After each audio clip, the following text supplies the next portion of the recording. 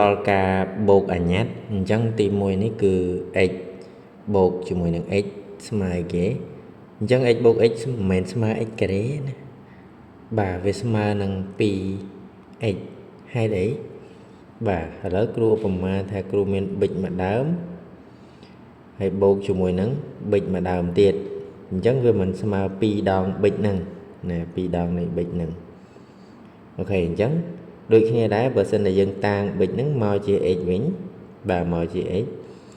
អញ្ចឹងវាមិនទៅស្មើនឹង2ដងនៃ x មែនទេ2ដងនៃ x អញ្ចឹង2ដើមមួយដើមបូកមួយដើមបាន2ដើមចុះបើសិនជា2ដើមបូកមួយដើមវាមិនបានទៅជា3ដើមអញ្ចឹង 3x អញ្ចឹងអានេះ 2x អានេះ 2x តែអានេះអត់មាន x ទេអញ្ចឹងយើងត្រូវបូកយ៉ាងម៉េចបាទអញ្ចឹងយើងបូកអាណាមាន x តាមមាន x មកអញ្ចឹង 2x បូកនឹង 2x បាន 4x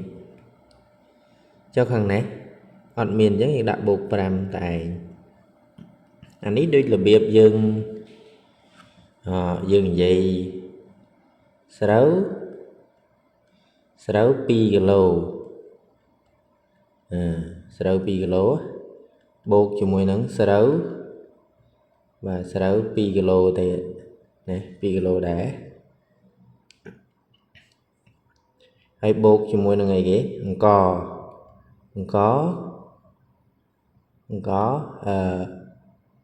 5គីឡូណាអញ្ចឹងលទ្ធផលគឺចេញស្រូវអីគេស្រូវ4គីឡូហើយយើងមិនអាចនិយាយថាបានស្រូវ9គីឡូហើយយើងបូកគ្នា2បូក2ហើយបូក5ទៀតទេបូកជាមួយនឹងអង្ករ5គីឡូព្រោះវាផ្សេងគ្នាណាបាទវាផ្សេងគ្នាអញ្ចឹង